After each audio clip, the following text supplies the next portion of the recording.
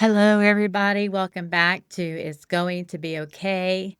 And I'm Nikki Asher Bowling. And I just want to regroup and go over some milestones for me. I have been podcasting for this is my 6th year doing it. And I've learned so much in the meantime. And mostly I want to help others and I have been helping others, but more importantly, I hold myself accountable. So anything I talk about, I don't talk about it unless I've done it. And that way I can talk about the good, the bad, the ugly, the wonderful, the beautiful. So, and also I would like to just plug in my book, Jesus Laughs, and you can get this on Amazon. You can get it in Kindle format or Audible. So, I hope that you will get it and let me know what you think about it because I'm very intrigued. I still read it and I'm like, "Who is this person that wrote this story? She sounds very familiar." Oh, yes, yes, I know her very well. Anyway, I do appreciate you being here with me today. I had taken a month off from podcasting. My husband's mother passed away, and I took that harder than what I thought I was going to.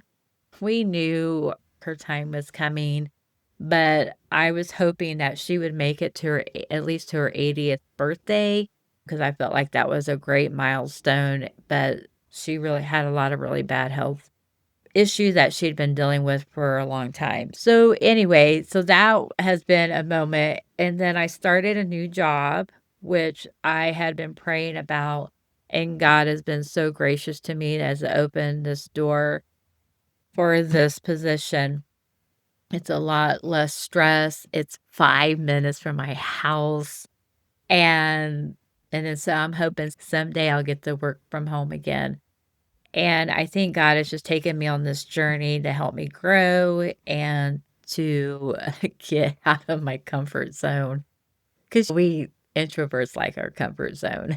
So I'm sure extroverts like their comfort zone too. So let's get started. So today I'm talking about decluttering anxiety.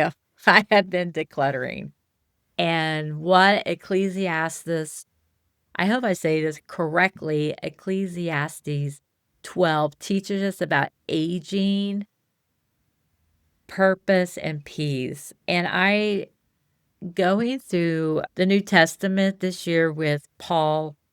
The Apostle Paul has been so wonderful and eye-opening, and how much we have so much in common with him, and the persecution and the just being imprisoned and having church drama and all of that is just very been so soothing for me and learning new things about myself and how to handle things when they come up. So today we're sitting in the closing words of one of the most honest books in the Bible. It's Ecclesiastes. And this is the final paragraph, the summary, the conclusion of a man who tried everything wealth, pleasure, power, knowledge, and still found himself asking, what actually matters? And so we're going to find out what he says at the end that may surprise us. So let me see here. So I'm going to read it. It's Ecclesiastes 12:9 through 14. I do use the New Living Translation. It seems to be easier for my brain to understand. So verse 9, start with verse 9 in chapter 12. Keep this in mind. The teacher was considered wise, and he taught the people everything he knew. He listened carefully to many proverbs, studying and classifying them. Verse 10. The teacher sought to find just the right words to express truths clearly. Verse 11. The words of the wise are like cattle prods, painful but helpful. Their collected sayings are like a nail-studded stick with which a shepherd drives the sheep. Verse 12. But my child, let me give you some further advice. Be careful, for writing books is endless, and such study wears you out. I know that firsthand. Verse 13, that's the whole story. Here now is my final conclusion. Fear God, obey his commands, for this is everyone's duty. And then verse 14, God will judge us for everything we do, including every secret thing, whether good or bad. So when I first read this, I was like, okay, whatever. And then I was like, nah, I'm going to dig into this a little bit more. So, anxiety and the illusion of control. So, verse 13 says, for fear God and obey his commands, for this is everyone's duty. Everyone's duty. Notice what he doesn't say. He doesn't say, control the future, predict every outcome, master every scenario, impress everyone. Anxiety often grows when we take responsibility for things that were never ours to carry. Geez, anxiety often grows when we take responsibility for things that were never ours to carry. What the poop? Who knew?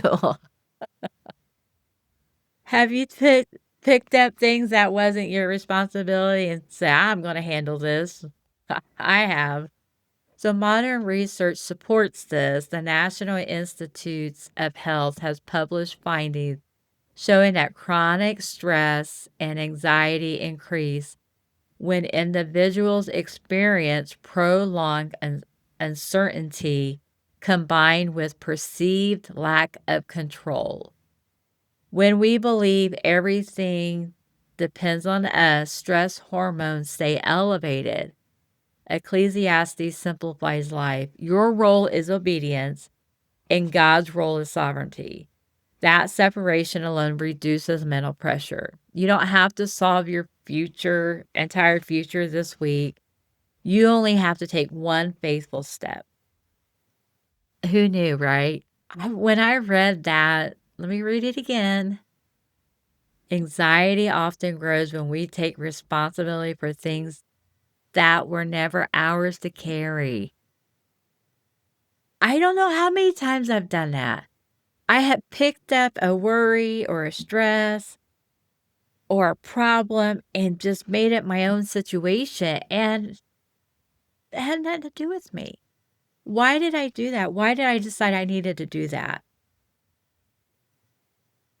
So, aging and identity. So, earlier in the chapter, Solomon describes aging poetically: dim eyes, weaker limbs, slowing energy. He's not romantic about it. He's realistic. Aging strips away illusions. You're not invincible. You're not unlimited. You're not in control. And that can trigger anxiety. So the NIH also shows that anxiety can increase during life transitions, retirement, physical change, shifting identities, and because structure changes and controls feels reduced. But Solomon anchors us. He says, fear God and keep his commandments. In other words, your purpose does not expire when your energy changes. No, you still have purpose no matter what. Your value was never your speed, it was your faithfulness. So, decluttering your home and decluttering your mind. So, now let's talk about your house. So, it's springtime, it's time to clean because clutter is not just visual, it's neurological. Oh, my Lord. Neurological.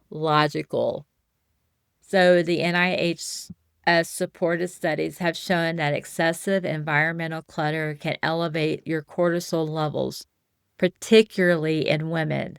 So, cluttered environments increase cognitive overload and reduce the brain's ability to focus. I don't know, but I never connected the two, right? But now, once my boys left and I started going through each part of my house and decluttering, there's still stuff I wanna do, but the amount I've gotten rid of so far is astronomical to me and how much better I feel. I don't have to worry about managing all the inventory that was in my house. So, in simple terms, your nervous system reads clutter as unfinished business.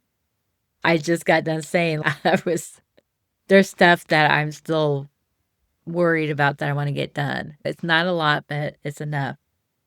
Solomon spent his life accumulating projects, wealth, and possessions. And at the end, he says, that's the whole story. He simplifies everything. Decluttering becomes spiritual when you say, I release what I don't need. I choose order over overwhelm. I trust God more than my accumulation.